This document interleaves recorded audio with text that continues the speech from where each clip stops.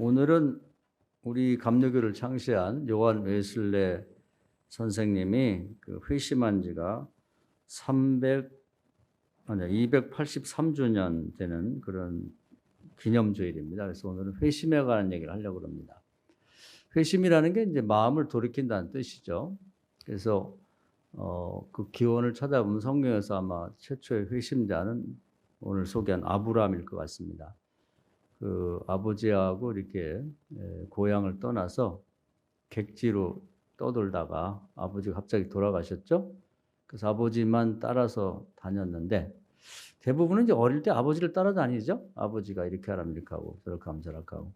요즘에는 좀 아이들이 뭐 자유롭게 크니까 좀 덜합니다만 옛날에는 아버지 말씀이 그 법이었죠. 그래서 아버지가 하자는 대로 쫓아다녔는데 중간에 이제 아버지가 돌아가시고 나니까 자기를 인도할 사람이 없어요. 이제 가족이나 또 주변 사람들 얘기를 들으면 이제 그런 경우는 본토와 친척과 아비 집으로 가라. 그래도 고향이 좋지. 그래서 고향으로 가고 싶어 했는데 하나님이 그 75세였는데요. 나타나셔서 글로 가지 말고 내가 지시하는 땅으로 가라. 이렇게 말씀을 주시죠. 그래서 두 가지가 항상 우리 앞에는 이렇게 길이 놓여 있어요. 좌로 갈까 우로 갈까 이런. 대부분 이제 사람이 가라고 하는 곳이 있고 하나님이 가라고 하는 곳이 있어요. 그래서 오늘은 이 대목에서 여러분이 어떤 선택을 늘 하는지를 스스로 평가를 한번 해보셔야 돼요. 근데 이사야 55장에 보면 이제 하나님의 생각은 사람 생각과 다르고 또 하나님이 지시하는 길은 사람의 길보다 높다 이렇게 되어 있습니다. 그러니까 다르다는 거죠. 근데 이제 우리 자신에게는 이제 아버지가 지시하는 곳 아니면 사람들이 의견, 가라고 하는 생각이나 의견이 길이 더 익숙해요. 그리고 그걸 더 믿고 싶어. 왜냐하면 뭐 본토와 친척 아비 집이 특히 나이를 먹으면 제가 지금도 보면 나이 먹은 사람들이 이 객지에 와서 뭐 일하고 그러다가 안정되면 고향으로 가고 싶다 이런 생각을 하거든요. 75세면 요즘으로 쳐도 이제 뭐 고령이죠, 고령의 나이니까 집으로 가고 싶죠. 객지에 다니다가도. 그게 이제 인지상정이 대부분 사람들이 그렇게 되는데 그 아브라함 앞길이 이제 두 개가 놓여 있어요. 하나님 다른 생각을 가지신 하나님, 다른 길로 가라고 하는 하나님이 말씀이 있고 또 아유 늙어서는 그래도 고향으로 가야지. 본토 자기가 살던 곳 또 친척들이 있고 아버지 집이 있는 거기 가면 형제도 있고 뭐 다 있으니까 그걸로 가라 이런 요구가 있고 자 여기서 이제 그 대부분이 이제 그 혼란을 겪게 되죠. 어디로 가야 될까? 근데 이제 거기서 아브라함이 잘한 건 뭐냐면 뭔가 하나님이 지시하는 곳에는 정보가 없어요. 그리고 어떻게 될지 잘 몰라. 그러니까 거기는 믿음으로 가야 돼요. 그리고 본토와 친척과 아비집은 익숙하기 때문에 지식으로 가는 거죠. 지식이냐 믿음이냐 이런 이제 그 갈등이 있는 것이죠.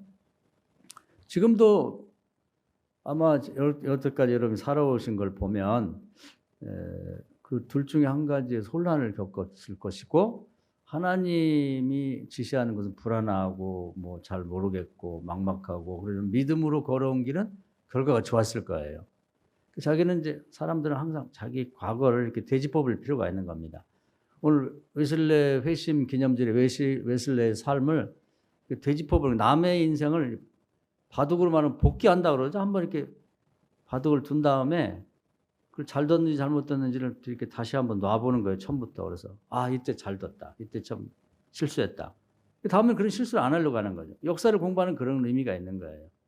그런 게 아니라면 옛날 뭐 280여 년에 돌아간 이제 회심한 그 웨슬레 얘기를 뭐라 하겠어요. 이제 와서 얼굴도 못 보고 뭐 알지도 못하는데 다른 사람의 인생을 대동소이하거든요. 그래서 그걸 잘 복기를 해보면 그 얻을 게 있는 거예요. 실수한 건 나 저렇게 하지 말아야지. 잘한 건 나도 저렇게 해야지. 그리고 하나님 나라에서는 모든 사람의 삶이 그 똑같아요. 공식과 똑같단 말이에요. 그렇기 때문에 저 사람이 잘한 걸 나도 잘하면 나도 잘 되는 거고 저 사람이 실수해서 망한 걸 따라서 나도 실수해서 망하는 거야. 거기에 오차가 있다고 생각하면 안 됩니다. 그건 불신앙이에요. 그렇기 때문에 우리가 한번 그 다른 사람의 얘기를 들으면서 나는 어떻게 살아왔나 한번 이런 때에 자기 인생을 쭉 돌아볼 필요가 있어요. 내가 살아온 인생이기 때문에 시간이 많이 걸리지 않아요. 그래서 과거를 한번 되짚어보고 자기 자신을 스스로 평가하고 그 다음에 가는 거죠. 운동선수들도 보면 잘하는 사람들은 항상 매일 뛰는 거지만 그 초시 같은 거 갖고 재요. 자기가 정말 뭐 100m를 몇 발짝에 뛰었는지, 그 다음에 출발은 제대로 몇 초, 몇몇 초에 한 건지, 몇 초에 달렸는지를 항상 잽니다. 체중도 재고 뭐 계속 재고 뭔가 부족하면 채우고 과하면 줄이고 이렇게 하는 거거든요. 근데 그것이 그렇게 인류 선수가 되는 거예요. 우리도 인류 교인이 되려면 그런 사람을 돼야 됩니다. 아무 생각 없는 사람은 발전이 없는 거죠. 아브라함 같은 경우는 이제 믿음의 조상이고 우리가 늘 배워야 될, 또 다시 돌아가서 또 읽고 또 생각해 볼 대상입니다. 그 성경은 되게 그 얘기가 그 얘기예요. 근데 문제는 그렇게 들어도 그냥 건성으로 듣는 사람이 있고, 그래서 속이의 격리기죠. 그리고 그거 얘기를 곱씹어서 듣고 아 그렇게 하겠구나 이런 사람이 있는 거죠. 그럼 이제 인류 교인이 되는 거고, 그렇게 하지 않는 사람은 삼류 교인으로 떨어지는 거죠. 그러니까 아브라함은 생각을 해보세요. 나이가 75세, 우리 교회 중에 나이 75세 되신 분이 많지 않은데 그 연세에 뭐 당연히 자기 고향으로 가는 거죠. 누구든지 고향으로 가야지 늙어가지고. 그런데 하나님이 다른 생각을 말씀하고 다른 길을 제시할 때 자기의 그 가고 싶은 고향 본토 친척 아버지 집에 가고 싶은 그 생각을 내려놓고, 거기 가면 익숙하죠. 다 아는 곳이고 가면 뭐 환영받고 막 그럴 텐데 전혀 듣도 보도 못한 가나안 땅으로 가라겠는. 지금은 유명했지만 옛날에는 뭐 전혀 알려지지 않은 땅이죠. 이 아브라함이 살던 그 갈대아 우르 지역은 이제 우리가 그냥 역사에서도 배웠던 그 바벨론의 문명이 일어난 아주 그 당시 최고의 도시입니다.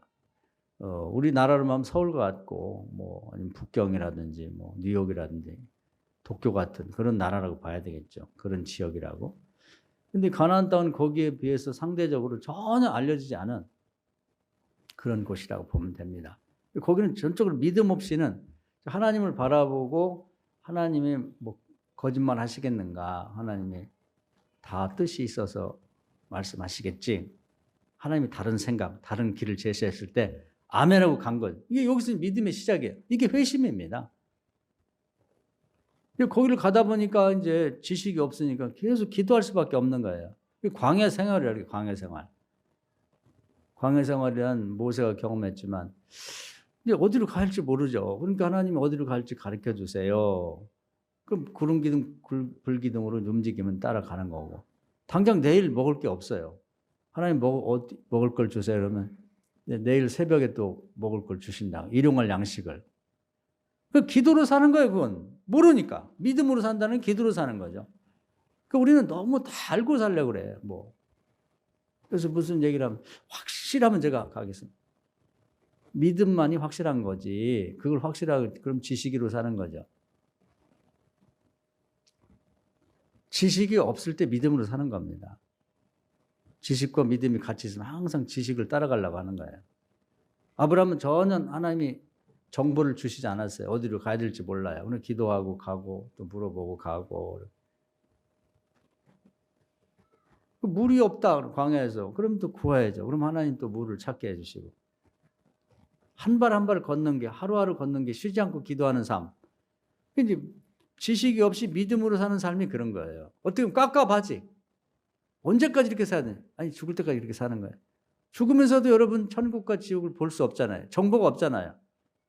지금에 와서는 계시록을 이게 말씀해 주셔가지고 조금씩 정보라는 게 아주 그 감질이 날 정도죠. 그냥 이게 여름에 땡볕에 갈 때 그냥 목 축이는 정도의 정보밖에 없어요. 왜냐하면 다 가르쳐져 버리면 지식으로 살기 때문에 그런 거예요. 조금씩. 천국에 대해서도 뭐 이사야 역장 같으면 그냥 이사야가 입술이 더럽다고 하니까 이렇게 그 하나님의 성전이 언뜻 보이면서 거기서 숯불 하나를 꺼내가지고 입을 지지는데 그때 싹 보니까 거기 하나님 보좌가 있고 주변에 뭐 천사들이 대천사가 있더라. 그 정도만 언뜻 보이는 거지. 그렇게밖에 안 주는 거예요. 또 바울도 죽어서 잠깐 천국 갔다 왔는데 3층 천 셋째 하늘까지 갔다 왔다. 근데 하나님이 너 가서 말하지 마. 입을 딱 닫아버렸단 말이에요. 그래서 언뜻 얘기를 해요. 내가 가보니까 뭐 천국에 우리말은 호적 같은 게 있더라. 생명책에. 근데 내가 아는 어떤 사람은 이름이 이렇게 있었는데 지워졌더라. 또 가보니까 세상에만 뭐 시민권, 특히 이제 바울은 그 로마 시민권이 있었거든요. 우리 주민등록처럼. 그런데 거기 가보니까 내게 있더라는 거예요. 그런 거 이제 쭉 얘기를 안 하고 찔끔찔끔 조금씩 얘기를 해주는 거예요. 하나님 말하지 말라 그랬기 때문에. 그래서 믿음으로 살라는 것입니다. 그래서 우리가 이 점을 꼭 기억을 해야 돼요. 회심해서 간다는 건, 산다는 건 믿음으로 사는 것이구나. 정보를 다 가르쳐 주는 게 아니고. 그 우리 자신도 지금 조금 가다 어떻게 될지 모르잖아요. 그 믿음으로 사는 거죠. 하나님이 나를 사랑하시고 기도한 건 반드시 들어준다. 불안하면 구하고 찾고 두드리고 기도한 건 반드시 들어준다고 했기 때문에 기도하고 가자. 하나님 어떻게 도와주는지를 기대하자. 이렇게 사는 거예요. 그 믿음으로 사는다는 삶이라는 건 굉장히 기본적으로는 불안하고 초조하고 그냥 하나님 의지하고 사는 삶이 되는 거죠. 아브라함이 그런 삶을 시작해서 이제 약속한 대로 그렇게 가면 하나님이 여호와 일에 아주 좋은 걸 다 준비해 놓으셨어요. 아들이 없는데 아들을 주신다. 땅이 고향 땅 다 팔고 나왔는데 넓은 땅을 주겠다. 그래서 그 땅도 처음에 하나님 말씀하시면 다 어안이 벙벙해요. 자녀를 주는데 하늘의 별처럼 바닷가의 모래알처럼 하나 준다는 게 이해가 되는데 하나님은 커요. 이 스케일이 요즘 말로 스케일이 커. 그리고 땅도 뭐 지금 한 평이 없는데 그 유프라데스 강 자기가 살던 그 고향 메소포타미아 유프라데스 강 그 바벨론 문명이 메소포타미아 문명이 일어났던 그 지역에서부터 저 밑으로 쭉 내려가면 이제 또 다른 문명이 시작된 이집트라는 거죠. 이집트 문명 나일강 주변에 거기까지 다 준다는 거예요. 와 신나죠. 듣기만 해도 믿음만 있으면 다 자기 것 된다는 거예요. 황당한 믿는 사람들을 보면 하나님이 하신 말씀을 처음에 이렇게 믿음을 고백하기가 어려워요. 왜냐하면 남들이 미쳤나 보다는 거죠. 요셉 같은 경우도 아니 시골 그냥 뭐 양떼 키우는 집에 목축업자 자식으로 애들이 12명 낳았는데 그중에 11번째 아들이 아버님 대정치가 돼서 어려운 많은 사람들을 구원하겠다. 웃음 형제들이 아버지들 예인만 그게 무슨 소리야. 또 형제들도 네가 우리보다 높이 된단 말이야? 이렇게 되는 거예요. 그리고 얘기하기가 굉장히 어려워요. 그래서 그걸 미워해.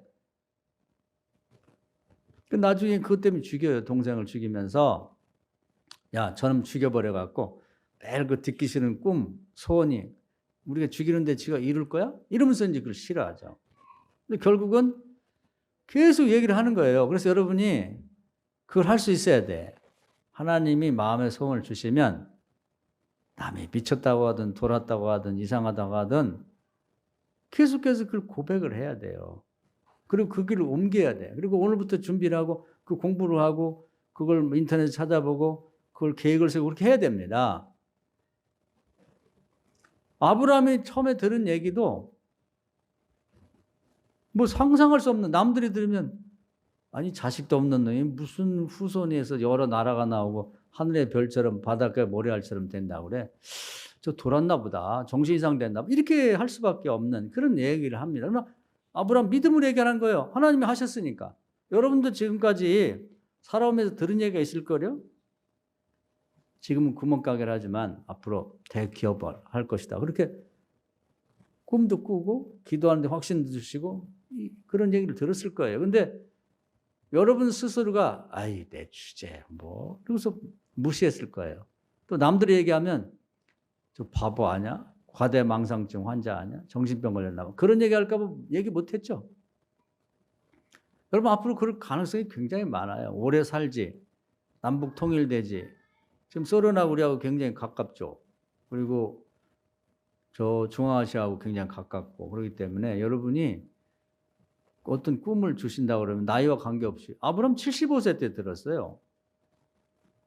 그 꿈을 붙잡고 기도하고 준비하고 고백하고 그래서 처음에는 되게 하나님이 주신 믿음의 소원을 주실 때는 나도 감당하기 어렵고 남한테 얘기 들어서 우선 부인이나 자식부터 아빠 꿈 깨세요. 아유 될 법한 얘기 항상 공격을 받게 돼 있어요. 요셉을 누가 꿈을 짓밟았나요? 형제들이 밟은 거예요. 형제들이. 그래도 이제 우리가 이 산을 들어 저 바다로 던지라 그렇게 믿고 계속 고백하는 거죠. 하나님 들으시라고. 민수기 14장에 보면 하나님 내 귀에 들린 대로 해준다 그랬기 때문에 계속 얘기를 하셔야 돼. 여러분이 얘기할 때마다 하나님은 들으세요. 할렐루야. 요셉이 그 얘기할 때마다 형제들은 미워 죽겠는데 아버지, 자기 육신의 아버지는 저놈이 앞으로 되기도 뭐가 되긴 될 거야. 그런 생각을 했거든. 그 마음에 뒀다 그랬어요. 하나님도 똑같아. 그래서 딱 보면 알아요. 우리 같이 목회를 오래 한 사람들은 딱 보면 저게 뭐가 될지 알아. 대화할 때도 그런 꿈이 있는 사람은 대화를 사람들이 싫어합니다. 하나님이 좋아하시는데 와 그런 얘기 그만하고 이렇게 얘기를 하거든요. 근데 그걸 이기셔야 돼. 이게 믿음으로 얘기하는 거예요. 믿음으로 듣고 믿음으로 받고 할렐루야. 아브라함에게 주시는 말씀들은 되게 보면 그 이해할 수 없는 거죠. 지식으로는. 창세기 15장에 저 애굽으로 내려가서 사병이 있다 되돌아온다. 내려간다는 것도 말이 안 되는 것 같고 사병이 있다가 많은 인구가 늘어서 되돌아온다는 것도 그렇고 여기는 뭐 안 된다고 생각하면 다 안 되지. 아니 이 땅은 텅 비어있나? 누가 내준대? 안 되는 걸 여러분이 지식의 차원에서 다 안 되는 것만 눈에 보여. 들어왔잖아요. 결과가.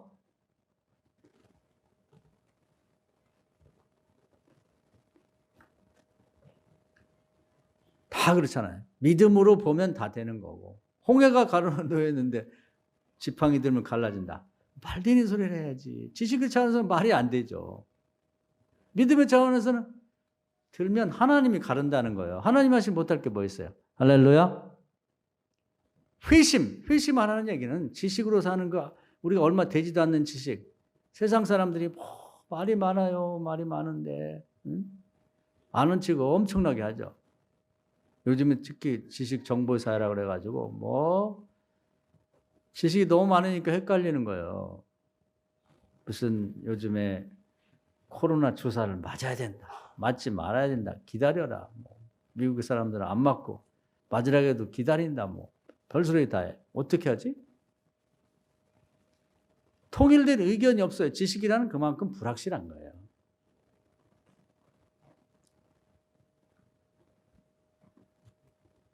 우리가 너무 지식에 의존하지 말고 하나님을 바라보시고 하나님하고 이렇게 대화하고 하나님이 말씀하는 걸 듣고 움직이는 걸 배우세요. 이게 회심입니다. 할렐루야. 그걸 연습을 해야 돼. 금방 안 된다고. 우리가 서로 대화가 말귀를 못 알아들어요. 요즘에 저나 우리 집사람도 나이를 먹다 보니까 이제 청력이 좀 떨어져 갖고 뭔 얘기를 하면 잘 못 알아듣겠더라고. 2번, 3번 하더냐 잘 못 알아듣고 막 승질도 나고 막 그러는데 그러다 아유 나이 먹어서 노하니까 어쩔 수 없지. 그런데 부부간에 평생을 대화해서도 잘 못 알아듣는 게 많아요. 근데 하나님하고 우리는 질적인 차이가 있다고. 하나님은 신이시고 우리는 인간인데 아니 어떻게 그냥 척척척 알아듣냐고. 못 알아들어요. 여러분 알아듣습니까? 맑게 알아듣기 쉽지 않아요. 자꾸 신경 쓰고 귀 기울이고 긴장하고 그래 알아듣는 거죠. 그리고 그걸 노력을 해야 되는 거예요. 그래서 여러분이 자꾸 하나님하고 대화해서 그 맑게를 알아들으려고 노력을 하세요. 그게 경건의 연습이고 그 맑게 잘 알아들으면 인생 펴는 거예요. 아브라함도 하나님 말씀 한번 잘 들어가지고 유명해졌고 진짜 뭐 자식도 없는데 그 한 나라가 두 나라가 나왔죠. 하나는 뭐 이스마엘 해서 좀 지네끼리 싸우긴 합니다만은 아랍권의 사람들이 있고 그다음에 이제 이스라엘이 이제 야곱의 후손인데 지금도 싸우는데 원래 걔들이 싸워요. 뭐 야곱의 아들 때 요셉 때부터 싸웠잖아요. 그러니까 원래 싸우는구나 하면 생각하면 됩니다. 그때부터 싸우더니 지금까지 싸우는 거지. 근데 아브라함은 여하튼 그 하나님 말씀을 한번 잘 들어갔고 이제 세상 말로 출세했죠. 회심. 오늘 그 회심을 그런 걸 생각을 하셔야 돼요. 하나 더 소개하면 구약만 얘기하면 그러니까 신약에도 보면 이제 가장 회심을 그 극적으로 한 사람이 그 바울이죠. 바울. 사도행전 9장에 보면 예수를 싫어했어요. 싫어하고 또 예수 믿는 사람을 잡아다가 관가에 고발하고 스데반 집사 같은 건 돌로 쳐 죽이고 아주 싫어했어요. 아주 극단적으로 싫어했는데 예수님이 나타나가지고 너 왜 나를 핍박하냐? 내가 너한테 뭐 잘못했는데 또 내 제자들 성도들이 너한테 도대체 뭔 죄를 졌길래 네가 그렇게 못된 짓 하느냐? 책망을 하시고 꾸짖으시죠.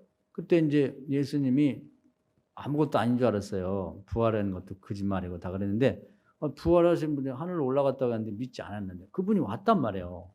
와서 보이기도 하고 말씀도 하니까 깜짝 놀랐죠. 야, 내가 모르고 살았구나. 내가 알던 지식. 예수는 뭐 죽었고 무슨 시체를 훔쳐다가 어디다 감춰놓고 시체 없고 빈 무덤이니까 부활한 거 아니냐. 거짓말했다고. 지식이 이제 두 가지가 있었어요. 하나는 제자들은 정말 부활하셨다. 40일 동안 주님을 만났다. 뭐 고기도 같이 잡았다. 고기도 같이 먹었다. 뭐 했다. 뭐 이런 얘기를 하는데 그건 소수의 의견이니까 무시가 당해요. 항상 그런 식이에요. 이 정탐꾼 보고도 올 때 여호수아 갈렙은 소수야. 2명은 들어갈 수 있다 그러고 10명은 못 들어간다면 지식 사회에서는 10명 많은 사람이 옳은 거야. 예수님 세상 뜨고 부활한 다음에도 똑같아요. 지식사회라는 게 뺀 통계가 몇 명 어쩌고 뭐 몇 명이 뭐 찬성을 했고 몇 명이 뺀 통계 가지고 따지는데 믿음의 사회는 그런 건 안 해요. 그러면 10명의 정탐꾼들이 보고가 맞았냐? 아니 결과적으로 아니지. 믿음으로 보고한 여호수아 갈렙이 맞았죠. 예수님 승천한 다음에도 마찬가지. 지식사회에서는 다 거짓말이라고. 그때 거기 뭐 무덤을 지킨 무슨 그 로마 군병들이나 성전 수비대나 이런 사람들이 다 돈에 매수돼 가지고 아이 사람이 죽으면 끝나는 거지 무슨 부활이냐. 부활이 역사상 없었거든요. 그 말이 되냐. 이렇게 해버리면 믿음의 사람들은 질 수밖에 없는 거예요. 통계적으로 볼 때 인류가 이렇게 오랜 동안 많이 왔다 죽었는데 그럼 살아난 사람 누가 있냐. 통계. 그러면 통계, 지식. 그럼 끝이야, 끝. 그러니까 많이 공부한 이 바울은 당연히 통계를 믿죠. 그리고 매수된 그것들이 다니면서 말이야, 거짓말하니까. 그런 지식에 꼴깍 넘어간 거고, 정말 부활을 목격한 그런 예수님의 제자나 엄마나 여인들은 얘기는 그냥 소수의 의견이니까 그냥 무시돼 버려요. 그러니까 바울도 지식인이니까 당연히 지식에 기반한 통계를 뭐 얘기하는 사람들의 얘기를 믿는 거죠. 근데 그 주님이 살아서 눈앞에 왔는데 그걸 어떻게 할 거야? 그건 부인할 수 없잖아요. 대화도 하시고. 그래서 지식을 기반한 살던 사람이 믿음의 사람으로 전환이 됐어요. 이렇게 예수를 믿지 말라고 하던 사람이 예수를 믿으라고 하는 사람이 된 거지. 완전히 마음이 바뀌었어요. 돌아서 버렸다고. 여러분도 깨달으면 좀 돌아서셔야 돼요. 돌아서셔야 돼요. 여러분도 사실은 처음에는 예수 안 믿는 사람으로 태어났을 가능성이 많죠. 모태신앙 빼놓고는. 그래서 이제 한 번 회심을 했는데 바울도 이제 한 번 회심을 했죠. 근데 이제 원래 이 사람은 이제 유대인이니까 하나님 믿는 사람이었으니까. 그래서 극적인 회심을 해서 이 사람이 그동안 자기가 가졌던 모든 자랑스럽게 여기는 걸 다 대소변처럼 똥오줌처럼 버리고 이제 다시 예수님을 믿기 시작했어요. 그러면 이제 말을 했습니다. 말. 이게 쉬운 것 같아도 어려워요. 예수 안 믿던 사람이 뭐 집안이 다 뭐 불교 집안이라든지 아니면 또 뭐 옛날에 유교 기반의 집안 같은 데 가서 저는 앞으로 예수 믿을 겁니다. 우리 가족들 다 예수 믿도록 기도하겠습니다. 다 예수 믿읍시다. 그 말하기 힘들어요. 잘못하면 저런 미친 놈이 어디서 감히 멱살 잡을 수도 있고 따귀 맞을 수도 있고 저는 내쫓아 이래 될 수 있다면 쉽지 않아요. 바울이 그런 입장이었단 말이에요. 바리새파 귀족의 집안 귀족들 모이면 그런 얘기 해봐요. 저런 타락한 남자가 또 율법학자였고 로마 시민권을 가진 자였고 부자였고 그 사회에서 다 퇴출되고 그러거나 말거나 하나님 주신 말씀 하나님이 귀에 들으라고 계속 얘기를 하는 거예요. 대화할 때도 그 얘기를 하는 또 그 얘기야? 또 그 얘기 해야죠. 우리가 뭔 얘기할 거예요? 지식자랑? 자기 집안 부자라고? 자기 귀족 집안이라고? 로마 시민권 때 정치적인 얘기? 그거 안 해도 돼요. 그냥 요즘에 보면 뭐 뉴스만 틀고 인터넷만 보고 막 신문만 보면 다 그 얘기야. 전문가들이 나와서 우리까지 보탤 거 없잖아. 세상에 없는 얘기는 뭐냐? 바울이 예수님 만나고 한 얘기. 그게 귀한 거예요. 여러분은 그 어디 직장에 가든 사회에 가든 어떻게 빈틈만 생기면은 그런데요. 예수 믿으니까 이렇게 나가야 돼요. 그 얘기가 귀하다니까. 그런 얘기는 들을 데가 없잖아요. 여러분 누구 요즘 누구 만나가지고 그런 얘기 하는 걸 들어봤어요? 예수 믿으시고 예수 믿으니까요. 제가요 예수 믿고 나서요. 그걸 비집고 들어가야 된다고. 요즘 말하고 싶어 난리야. 뭐 누구하고 대화하면 남이 얘기하고 있는데 막 둘, 세 명이 같이 말을 치고 들어와가지고 그냥 방송이 겹쳐. 두세 사람이 서로 말하고 그냥 뭐 다 아는 얘기고 다 쓸데없는 얘기야. 사람의 생각이고 사람이 얘기하는 길이지 사람과 다른 하나님의 생각이나 길을 얘기하지 않아요. 길이요 진리로 생명되는 예수님과 관련된 얘기를 안 한다고. 그게 필요하다 이 말이에요. 바울이 그 시작한 거예요. 어디 가서? 율법학자 모인 데서 귀족들 모인 데서 정치가들 모인 데서 부자 모인 데서 거기서 다 예수님 싫어하거든요. 다 부자들 예수님 싫어해요. 부자가 천국 못 간다고 그러니까 막 뒤집어지는 거예요. 귀족들이 아유 천박한 것들이나 믿는 거지 무슨 저 예수를 믿냐. 정치가들 예수 안 믿습니다. 다 선거할 때 표 들라고 가고 큰 거 갖고 그냥 인사하고 다 절하고 다 이 짓 하지 진짜는 없어요. 응? 교회 가지 않으면 무당한테 찾아가지.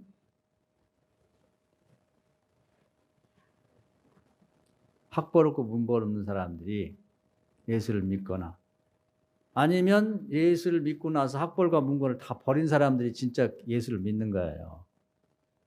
그 회심을 한 거야. 마음이 돌아서야 행동이 돌아서는 겁니다. 대표적인 회심자 바울이죠.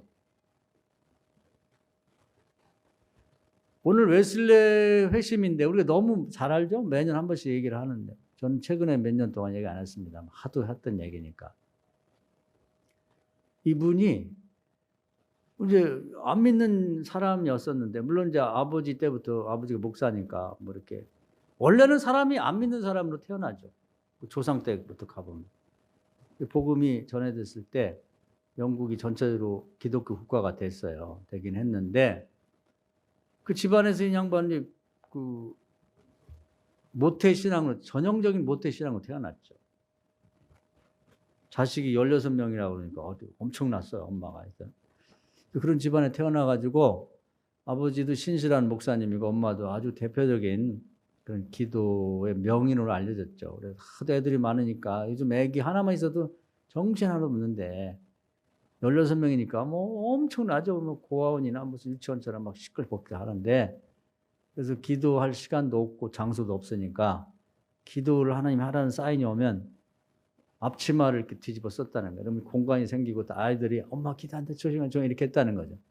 여러분 뭐 기도할 시간이 없다 또는 뭐 기도할 장소가 없다는데 다 거짓말이에요. 우리하고 똑같이 살았던 사람들 중에 자식이 16명인데 그 빨래하며 밥하며 신발하며 뭐 얼마나 복잡하겠어요. 아니 그러겠는데 기도 하고 자식을 믿음으로 16명을 훌륭히 키워낸 사람도 있는데 또 목사 부인이니까 또 신방도 해야지, 전화도 받아야지, 뭐 어디 모임도 참여해야지. 우리가 뭐 그렇게 시간이 없다고 말하겠어요. 다 거짓말이지. 하나님 앞에는 안 통해. 하나님 그런 얘기하면 야, 웨슬리 엄마 그 수산나 좀 봐라. 네가 뭐가 이렇게 시간이 없냐? 뭐가 장소가 없어?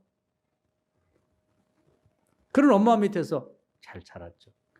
그리고 본인도 성실해서 뭐 세계적으로 지금도 유명하죠. 옥스퍼드 대학을 나왔고 거기서 나중에 뭐 박사도 하고 교수까지 하고 또 그 머리 좋은 사람이 이제 그 학생들 사이에서 홀리 클럽이라고 신성 클럽이라고 해서 경건한 생활을 우리 하자. 정기적으로 모여서 기도하고 금식하고 성경 읽고 그렇게 했다는 거예요. 그리고 이제 우리 감리교를 메소디스트라고 하는데 어떤 규칙을 정하고 그대로 따라서 하는 규칙쟁이. 저것들은 규칙만 정하면 뭐 조금 더 틀림없이 지키는 자들이야. 이렇게 별명이 붙었는데 그게 나중에 감리교라는 이름이 된 거예요. 철저하게 신앙생활을 했다 그 말이죠. 그러니까 뭐 목사의 집안이고 또 엄마한테 그렇게 훌륭한 기도를 많이 중보기도를 받았고 또 좋은 대학 나왔고 경건한 생활을 잘했고 뭐 부족함이 없는 사람이에요. 엘리트 중에 엘리트죠. 그래서 자기는 자부심이 많았어요. 나 정도 되면 뭐 내가 뭐 괜찮은 것 같아. 되게 모태신앙에 그런 생각을 가지고 있어요. 우리 아버지가 뭐 장로였고 목사였고 뭐 엄마가 권사였고 뭐 내가 그래도 뭐 학교 어릴 때부터 뭐 주일학교 교사도 하고 뭐 성가대도 하고 뭐 나 정도면 이런 게 많아. 그럼 우리 보통 사람보다 훨씬 뛰어난 인물이죠. 웨슬레가. 근데 회심한 사람이 대개 이제 걷게 되는 이제 아주 전형적인 가장 성공적인 길을 걸어온 거예요. 근데 이 양반이 그 맥힙니다. 뭐가 맥히냐면 그 아버지의 그늘 안에 있고 그 교구 안에 있고 뭐 자기 연구에 있다 보니까 괜찮았는데 광야로 가게 돼요. 광야. 진짜 실력이 있는지 없는지 광야 가봐야 돼. 여러분요. 잘 나갈 때는 몰라요. 망해봐야 알지. 그때 진짜 믿음 없는지 있는지 알게 되는 거지. 본토 친척 아비 집에 있는데 뭐가 문제야. 아브라함처럼 광야로 던져져 봐야 아는 거지. 웨슬레도 자신감이 넘치는 거죠. 그래서 이제 뭐 나 정도면 항상 요게 문제야. 나 정도면 내가 이래봬도. 그 당시 광야가 뭐냐면 영국이 영국 식민지에서 뭐 이렇게 독립을 하고 그랬지만 항상 영향을 많이 받았습니다. 그래서 그쪽에 청교도들이 많이 넘어가가지고 이제 거기에 뭐 원주민들이라든지 다양한 민족이 와 사니까 이제 전도를 많이 했는데 나도 내가 정말 실력자가 미국에 한번 가서 광활한 데 가서 많은 민족들 선교를 한번 멋지게 하리라. 뭐 내가 가면 그냥 완전히 점령해 버릴 것 같아서 딱 가서 보니까 자기 아무것도 아닌 거야. 광야에 내던져지니까 아버지도 멀리 있고 엄마도 뭐 떨어져 있지 총각이지 뭐 자기가 뭐 영국에서 이렇게 대단한 인물이라고 뭐 공부도 뭐 잘하고 옥스퍼드 나왔고 뭐 교수도 했고 뭐 어쩌고 저쩌고 아무도 몰라 자기를 알아주질 않아요. 그래도 고향에 있을 때는 옥스퍼드 목사님 아들 수산나 엄마 훌륭하지. 그 동생은 또 찰스 웨슬레라고 그 음악가거든요. 우리 성경 찬송가 많이 적고 여기도 나와요. 집안에 요즘 애들 많은 빵빵한 집안의 출신이니까 알아줬는데 여기 오니까 아무도 안 알아주는 거예요. 볼잘것없는 여러 사람 중에 하나예요. 이게 뭐지? 그래갖고 뭐 어떻게 어렵게 이제 교회를 뭐 맡아서 하는데 되질 않는 거예요. 되질 않아. 사람들 앞에 자기 의식되고 뭐 내가 뭐 어디 출신을 그 어쩌라고 아무 관심도 없고 안 되는 거지. 이게 왜 안 되지? 돼야 되는데. 그 절망을 한 거예요. 광야에 내던져 보니까 보잘것 아무것도 아니야. 모세가 똑같아요. 내가 뭐 애굽에서 바로 왕이 내가 뭐 아들이었고 양자로 들어갔고 뭐 내가 뭐랬고는 어쩌라고? 저는 바로가 누군지도 잘 모르고 먼 미디안 광야에 가서 그냥 양 키우는 목동에 사위가 됐는데 그 양 엉덩이만 쳐다보고 있고 양 머리만 쳐다보고 있는데 뭘 어쩌라는 거예요. 아무것도 아니야. 아무것도 아니야. 광야에 던져지니까. 미국이라고 하는 광활한 땅에 내던져지니까 아무것도 아닌 거예요. 그래서 목회 대실패를 합니다. 그래갖고 너무 외롭고 그러니까 자기 담임한 교회에 예쁜 아가씨가 있었어요. 아가씨가 있는데 사랑을 했어. 그래갖고 이제 내가 옥스퍼드 출신이다가 뭐 집안 좋지, 머리 좋지, 뭐 어쩌고 저쩌고 해갖고 그 아가씨가 마음에 들어가지고 연애를 하려고 하는데 마음을 안 주는 거예요, 여자가. 아니, 나를 안 좋아해? 내가 이 정도 스펙을 가졌는데? 근데 내가 좋아하는 이 아가씨가 그만 군대 장교한테 홀랑 빠져갖고 서로 연애를 하니까 막 미치겠는 거야. 그래가지고는 그걸 보면 그 질투심을 못 이겨갖고 이제 성공회 같은 경우는 매주 한 번씩 이렇게 성만찬을 합니다. 근데 둘이 또 꼴도 보기 싫은데 둘이 또 같이 나와서 받으니까 안 줬대. 니네들 가라고. 소심하게 짜게 없네. 자기가 거기 자기를 발견한 거야. 내가 이 정도밖에 안 되나? 내가 신성클럽을 만들고 내가 거기서 정말 이렇게 우두머리 노릇도 하고 막 뭐 인정받는 인물인데 내가 그래갖고 막 그것들이 화가 나가지고 막 그래가지고 내쫓고 막 이래가지고 결국은 아유 못하겠다 그러고 때려치고 영국으로 다시 돌아왔어요. 얼마나 기가 막혀. 나 이제 뭐 하지? 신학을 공부하고 목사가 되려고 하는데 안 되는 거야. 이제 너무 가서 그냥 호되게 그냥 고생만 하고 망해갖고 돌아온 거죠. 영국으로. 그래서 이제 고민하고 이제 앞길에 그냥 어디 교사나 할까, 또 뭐 취직이나 해서 돈이나 벌을까, 뭐 또 더 공부를 해야 되나, 뭐 앞길이 안 보이는 거예요.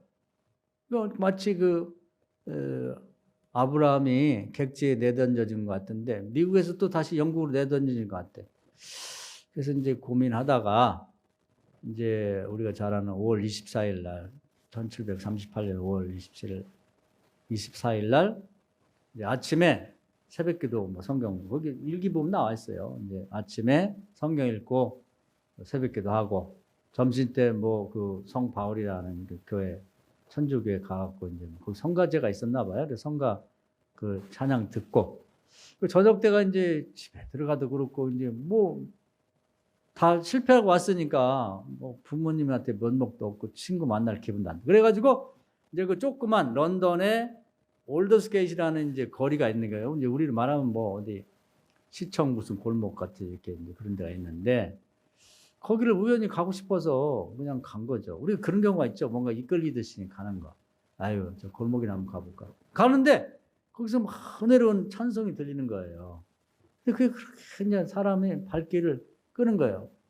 그래서 가보니까 그 모라비안 교도들이라고 이제 그 새로 생긴 이런 이제 개신교의 한 집단들이 있었습니다. 그래서 우리나라도 보면 뭐 순복음도 생기고 뭐 또 성결교도 생기고 그런데 우리나라도 자생적으로 생긴 거거든요. 그런데 그런 교단인데 뜨겁죠 그런 교단들이.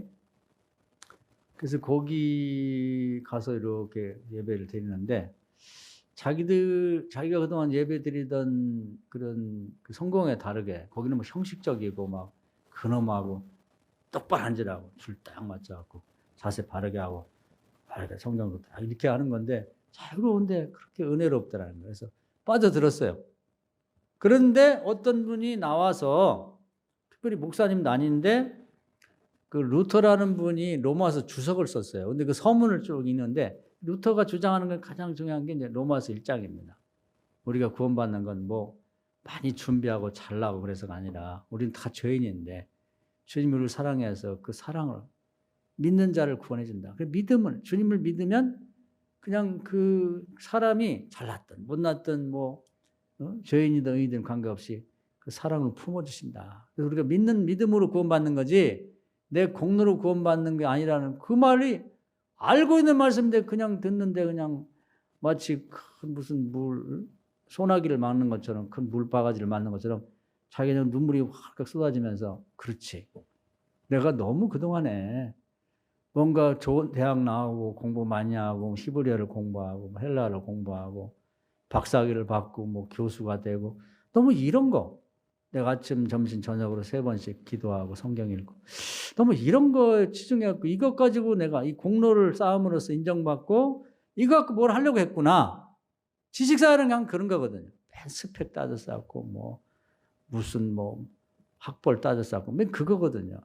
그러고 보니까 야, 주님의 내가 다 죄인이고 내가 자기의 진면목을 자기가 보고 왔잖아요. 옛날 같으면 그런 얘기 들어야 아무 의미가 없었는데 자기가 아무도 없는 미국 가서 완전히 그냥 자기 그냥 그 속을 다 드러내 보이고 왔거든요. 자기 외형은 아무것도 아니고 외투에 불구하고 다 벗고 보니까 속이 그냥 참새 같고 더럽게 한이 없고 아니 목사가 돼가지고 말이죠. 자기 애인 그 하나도 그것도 기분 나쁜 거예요. 내가 이런 스펙을 가진 사람인데 그 보잘것없는 군인 장교한테 패기했다는 자체도 기분 나쁘고 또 그랬다고 해서 그걸 공식석상에서 그 성만찬하는데 그걸 빼놓고 안 주고 자기가 진짜 모습이 이거예요. 그걸 다 보고 왔거든 자기 스스로가. 남은 모르지. 자기 아버지도 모르고 엄마도 모르고 창피해서 얘기 안 했죠. 자기는 보고 왔거든. 이게 내 진짜 모습이구나. 나는 정말 보잘것없는 죄인이고 나를 구원해 준 것은 내가 무슨 좋은 대학 나오고 무슨 매일 뭐 하루에 3번씩 규칙적으로 신앙생활 그게 아니고 하나님 나를 불쌍히 여겨 사랑하셔서 내 죄를 그리스도께서 대신 대속하게 하시고 나를 품어주셨구나. 내가 그 주님을 믿는 믿음 하나님의 사랑으로 구원받았다는 걸 깨닫게 된 거예요.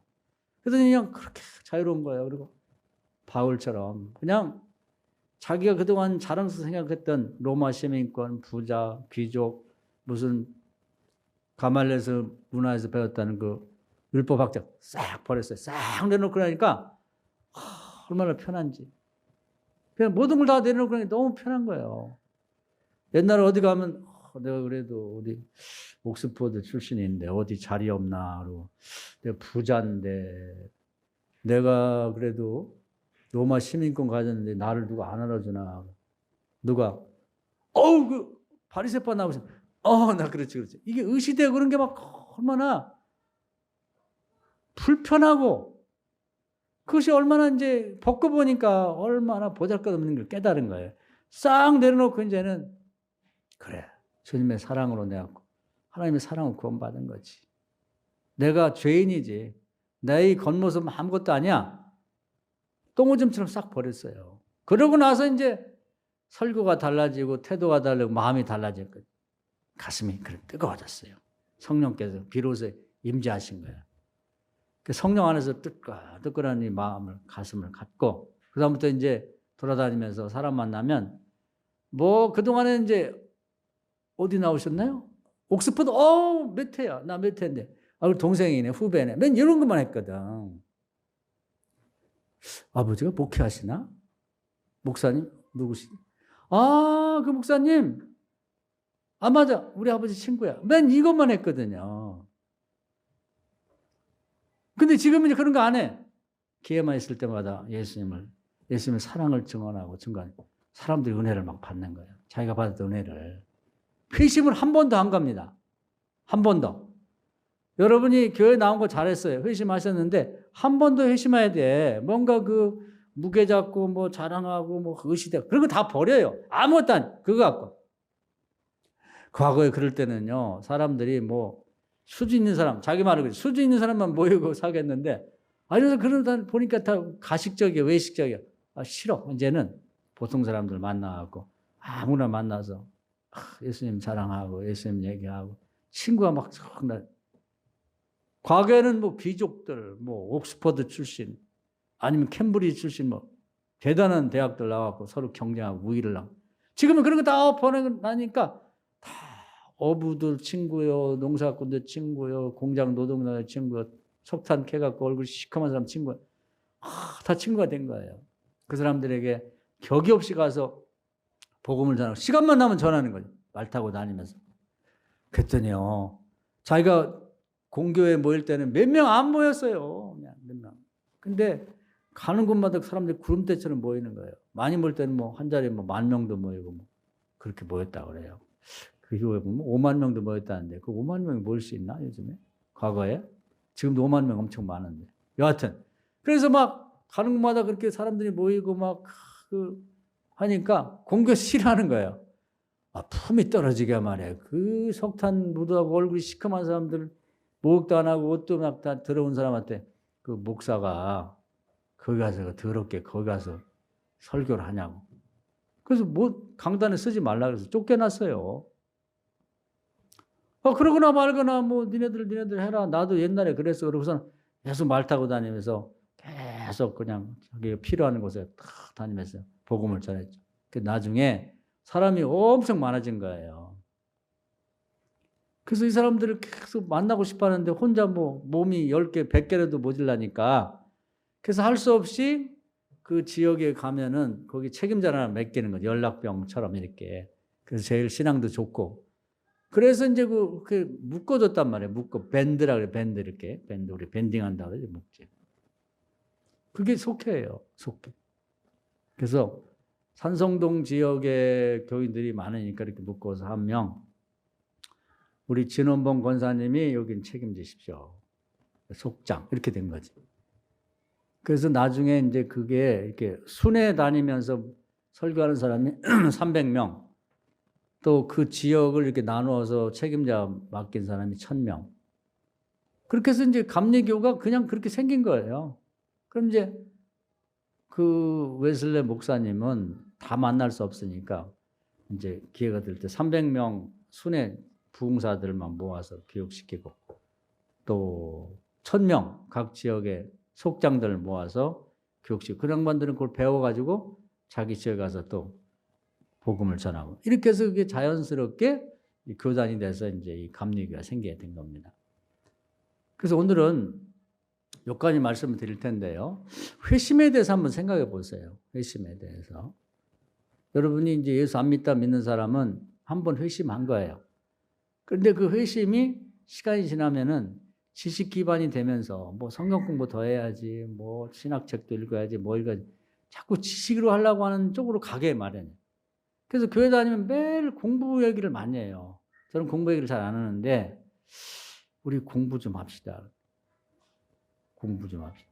그 지식 기반의 믿음을 가게 되면 나중에 웨슬레처럼 되는 거예요. 그거 갖고 안 됩니다. 그래서 믿음의 조상 아브라함도 지식 기반으로 살던 본토와 친척 아비 집에서 배운 지식으로 살고 그것만 따라가려고 하다가 그 다 내려놓고 하나님을 믿는 믿음으로 가라. 그 하나님의 믿음으로 가는 길은 지식이 없어요. 그때그때 달라. 사람의 생각과 다른 하나님의 생각이기 때문에 그 생각이 기록이 되면 지식이 되거든요. 사람의 지식은 신앙에서 별 도움이 안 됩니다. 하나님이 주시는 생각, 그걸 따라가는 걸 연습을 하셔야 돼요. 처음엔 잘 안 돼요. 왜? 불안하거든. 아브라함도 처음에 엄청 불안했을 거예요. 부인이나 뭐 가족이, 조카라든지 뭐 같이 다니는 목동들이 아니 어떻게 하려고 그래? 요게 곤란한 거야. 잘못되면 책임질 거야? 뭐 이런 거. 그 가까운 사람이 그러거든. 왜냐면 나쁜 얘기가 아니라 불하니까 그렇죠. 그래서 원수가 부인이고 원수가 남편이라는 거예요. 뭐 확실하면 가지. 확실하지 않아요. 믿음을 가지기 때문에 하나님이 확실한 거지 결과에 책임질 거냐. 나는 몰라. 당신 알아서 다 해. 뭐 이런 식의 얘기가 믿음으로 가는 길을 탁탁 가로막아요. 아브라함 이기고 갔거든요. 갔더니 그때 광야니까 기도할 수밖에 없는 거예요. 어디로 가야 될지, 뭘 먹어야 될지, 어디에 정착해야 될지. 그래서 자연스럽게 믿음으로 가면 기도할 수밖에 없는 상황이 놓여지는 거죠. 그러니까 오늘부터 한번 시작해 보세요. 여러분이 지금까지 지식 기반으로 살아왔다고 그러면은 그리고 그 지식 그동안 알았던 것만 자꾸 얘기를 해. 그러지 말고 지금 오늘부터 좀 새롭게 하나님한테 기도해서 응답을 좀 받아봐요. 새로운 걸 받아보라고. 그래서 그 받은 얘기를 해. 응답 받았거든. 대개 보면 하나님이 주는 건 새롭고 또 크고 완전한 걸 우리에게 소원도 주시고 응답을 주시는데 그 내가 믿음이 없으면 받지도 못하고 그냥 받아도 얘기를 못해. 여러분 생각해 보세요. 아브라함이 자식도 없는데 하나님이 너 하늘의 별처럼 바닷가에 모래알처럼 많은 자식을 줄 거다. 네 후손 중에 나라가 몇 개 나올 거고 왕이 몇 명 나온다. 그런 응답을 줬다. 여기 말할 수 있어요? 그런 얘기하면 다 미쳤다고 할 걸. 친구한테 얘기하면 미쳤어? 뭔 얘기를 하고 있는 거야. 돌았구만. 이렇게 나온다니까. 남편 응답받고 부인한테 얘기해 보세요. 당신 어디 가서 절대 그런 얘기 하지 마. 그런 얘기하면 다 미쳤다고 그래요. 신앙, 믿음의 세계라는 건 그런 거예요. 근데 긴 세월이 지나고 됐어요, 안 됐어요? 됐잖아요. 미쳤다고 했던 사람들이 미친 거예요. 아브라함 미친 게 아니라.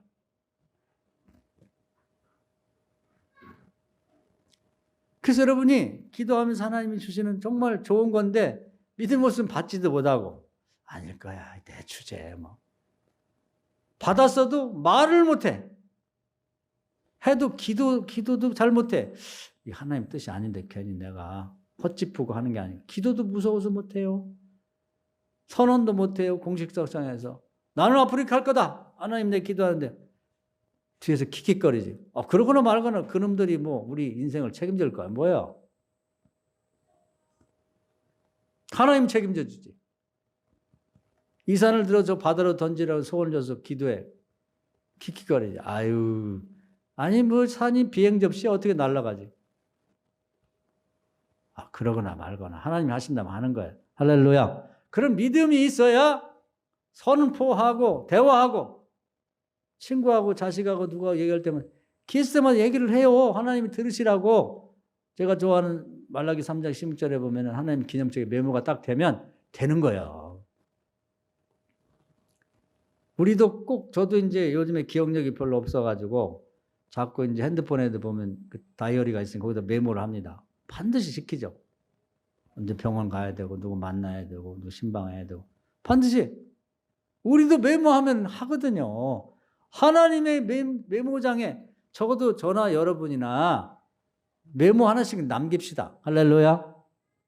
몇 번 대화해야 될지 모르지. 한 번 딱 해서 되는 경우도 있지만 이거 얼마나 좋아요. 여러분 하나님 메모장에 기념책에 여러분 우리가 평생 예수 믿는데 저 한 줄 정도는 있어야 될 거 아니야? 한 줄. 아니 2줄, 3줄이면 더 좋지. 아무개가 이걸 원한다. 하나님의 기념책에 기록되면 반드시 됩니다. 어떻게 기록돼? 내가 올라가서 뭐 꿈속에 가서 기록하나? 성경이 가르쳐 주잖아요. 왜 그걸 이용 안 하지? 하나님 귀에 들리도록 공식석상에 자꾸 얘기를 해. 그리고요. 미쳤다 바보 소리 들어야 정상이에요. 왜냐하면 하나님 생각하고 사람 생각 다르잖아요. 하나님이 얘기하는 길하고 사람의 길이 얘기 다르니까 사람들은 자기가 생각하는 거 다르면 욕해. 비난하고 흉보고. 그러거나 말거나. 이게 진짜고 이렇게 생각하면 되는 거예요. 오늘부터 회심하시고 제가 이 어떤 미션을 드리는 거예요. 뭐라고 할까요? 과제를 드리는 거 한번 해보라고. 저도 계속해서 그 얘기를 해요. 의도를 갖고 하는 거예요. 보면 이게 설교 시간에 뭐 하면 뭐 제가 기회 있을 때마다 우리 목사님들 모이고 할 때마다 얘기를 하면 뭐 눈동자가 벌써 듣기 싫어. 이렇게 근데 인상이 별로 안 좋아. 대놓고 비난을 못해도 비웃는 듯한 눈길이 다 느껴지잖아요. 그거 몰라요? 바보도 아닌데? 그런 얘기를 하면 되지도 않을 걸 저 또 쓴소리 신소리 하고 있네. 그러나 말고 즐겨. 그래? 그럼 이제 이게 하나님 생각이구나. 대화할 때도 반드시 의도를 갖고 얘기를 합니다. 왜? 하나님께 들으시라고. 하나님께 메모장에 기록되면 꼭 좋겠다. 그러면 1000대까지 자식들에 대해서 1000대까지 복을 받는데 왜 그걸 왜 안 해요? 여러분 무슨 시로 하나님의 기념책에다가 메모를 남깁니까? 우리가 남길 수가 있는 거예요. 남깁시다. 할렐루야. 이것처럼 좋은 일 어디냐고. 이건 뭐 땅 짓고 훔치기 메모만 남기면 끝이야. 끝. 우리가 하다못해 무슨 하나님하고 비교도 안 되지만 뭐 요즘 문재인 씨 미국 가 있고 그렇지만 하여튼 국무총리나 문재인 대통령에도 메모장에다가 딱 메모 한 줄 남기면 될 거 아니에요. 세상에 대통령도 메모 남기면 좋은 건데 하다못해 메모지 요즘 국회의원들이나 뭐 예산 편성할 때 뭐 메모지가 엄청 온다대. 그냥 우리 우리 시혜로 우리 동으로 좀 예산 좀 배정해 달라고 막 쪽지가 막 이렇게 온다는 거야. 막 수도 없이. 그래요. 그 중에 하나 택해갖고 국회의원 메모장에 한 줄 올라가면 그 동네 수지 맞는 거 아니에요? 예산이 막 몇백억씩 요즘에 돈 많다 보니까 국가에서 막 국고를 지원해 주니까 하나님의 메모장에 메모가 남는 거 얼마나 좋냔 말이에요. 예수 80년 믿었는데 하나님 기념책에 메모한 줄도 안 남았다. 그게 뭐 하는 거예요? 뭐 하는 거예요? 왜 못해? 믿음이 없어서 못하고 무서워서 못하는 거죠. 아브라함이 믿음 그것이 남았어요. 그러니까 그것이 세상에 요렇게 하는 거라고 하면서 성경에까지 자료로 공개가 되는 거예요. 요렇게 하라고. 바울 요렇게 하라고. 웨슬레는 뭐 성경 이후의 사람이니까 성경에는 안 남았는데 웨슬레 자료가 다 남아있어요. 웨슬레 일기니 뭐 이런 게 왜 남았어요? 하나님 볼 때 이건 없애면 안 돼. 꼭 세상 사람들에게 남겨가지고 교훈을 주고 배우게 만들려고 하니까 남은 거죠. 사랑하는 여러분, 우리가 예수 안 믿던 사람이 예수 믿는 거 회심한 거 잘했어요. 근데 그게 그냥 본토 친척과 아비 집에 있는 안정된 생활 속에서만 신앙생활이에요. 미국에 한번 갔다 와야 돼. 광야 생활 한번 해보면 여러분이 얼마나 보잘것없는 인간인가를 발견하게 될 거예요. 한 번 더 회심해야 됩니다. 그래서 그동안에 내가 믿고 의지했던 지식 다 내려놓고 다시 한번 회개하고 주님의 음성을 새로 듣기 시작해야 돼요. 그리고 성령 받고 그런 다음에 살아가게 되면 여러분이 앞길이 열릴 거예요. 주변에 사람들이 모일 거예요. 그리고 여러분의 앞길이 형통하게 될 겁니다. 오늘 이 말씀 은혜가 되기를 주의 이름으로 축원합니다. 아멘.